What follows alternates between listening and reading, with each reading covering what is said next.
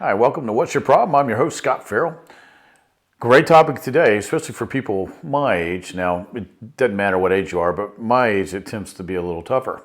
Today's question is, I've just lost my job and I'm devastated. So you have to sit and dissect that other than the money. So let's take money off the discussion for right now today. Let's look at it from a whole nother vantage point. Okay, so you lose your job. Why are you devastated? All right, so let's look at the reasons why people are devastated when they're taking money off the table. A lot of times people wrap their self-esteem in their job. Now, I know for men, our identity comes from our employment or our employer. When you get around men, what do you do? We start with our profession, right? Or who are you? We start with our profession. Now, a lot of women are the same way. I married a dude, basically. My wife always tells her she's a dude with boobs. But my wife was the same way. Her whole self-esteem and value and everything was wrapped in her employment. Now, in the fact that you hear extraneous things, I do live in a neighborhood. We film in a neighborhood, and we hear cars from time to time. Just in case you heard that truck rolling by a little while ago. But if your self-esteem's wrapped up in your job, when you lose that job, you just lost your self-esteem, which you don't want. You don't want that to be the case. And so that's one. I'm going to come back and handle that, but that's one. What's another one? Well, you lost all your friends. A lot of people's whole social network is at work, which is understandable. You know, I used to be an educator, and most of the people I knew I taught with, or I coached with, or so my social outlet was the people I worked with. And if you watch any of the TV shows, The Office or the European Office, that's their social network. All right, so I get that.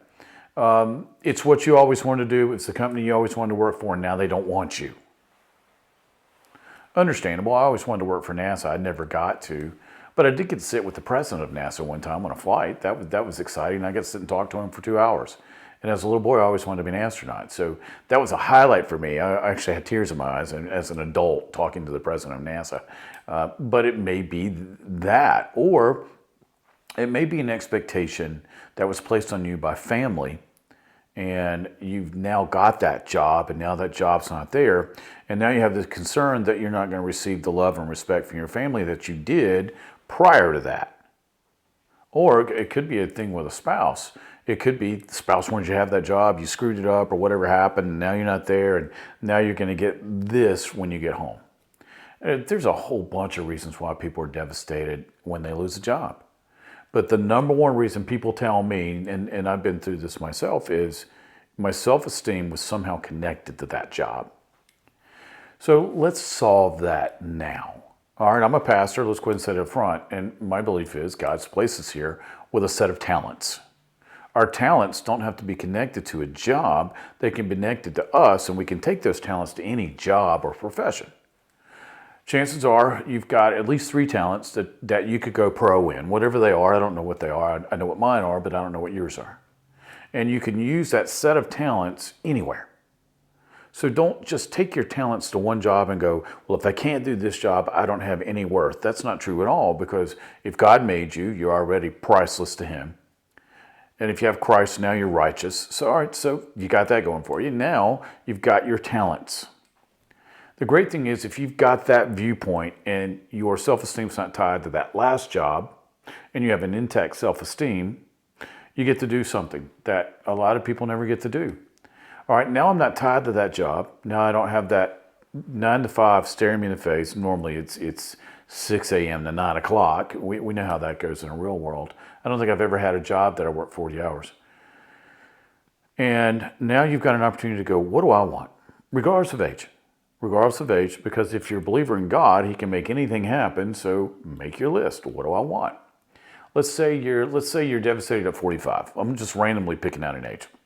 You're 45. Let's say you started with that company when you got out of college. So let's say you graduated at 23. So you've been with that company 22 years. That could be tough, but remember about companies.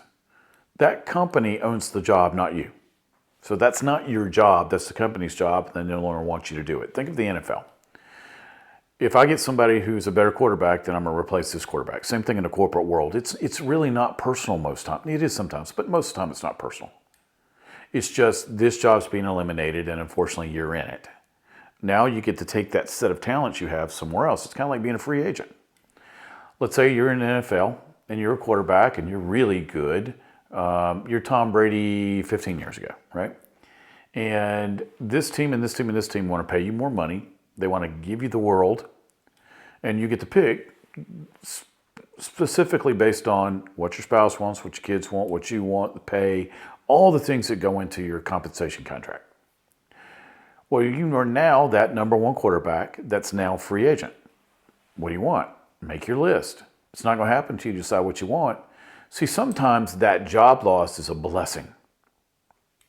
Because now you can, for the first time maybe in your whole life, you can look at the world and go, well, I like to do that, and I like to do that, and I really like doing that anyway. And then you have to look and go, did I really like that job?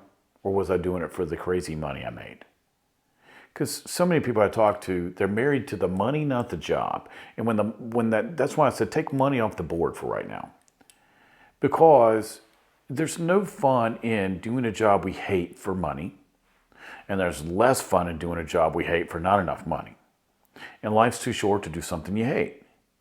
So now job loss is an opportunity to get it right the next time. What do you want to do? Do you need more schooling? Do you need more training? Do you want to go back to school? Do you just need a new environment? Do you need to move? Do you need to go overseas? What do you need to do? What have you always wanted to do? This is your chance. This is your chance. I remember my wife and I was sitting with her first time I'd met her. And I just lost everything. This was years ago. And I said, here's the great thing about making something.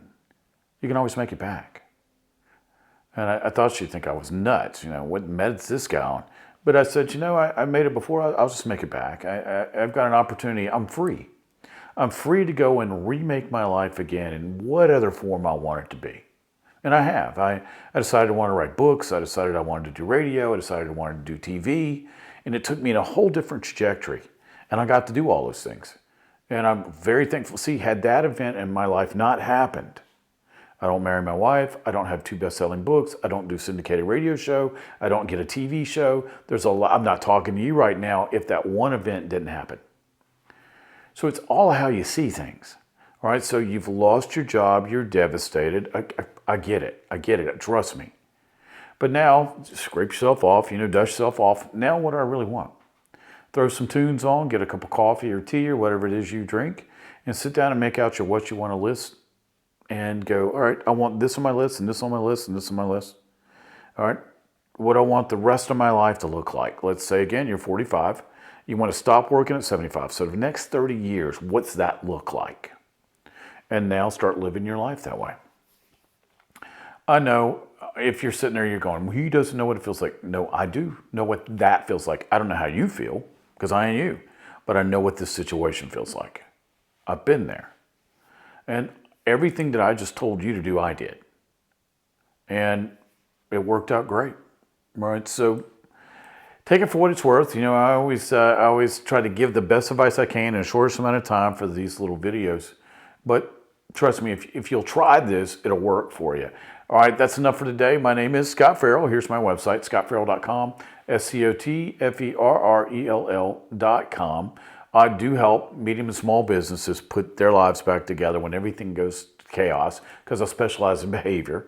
But I also help families and individuals. Now, I don't help everybody that knocks on my door, but I do help the ones that really need help and want it. All right, so just be up for that. And all you have to do is drop me an email, and then we can start a conversation. All right, next time on What's Your Problem, we'll have another problem to solve, and chances are I'm going to get it from one of you. All right, take care.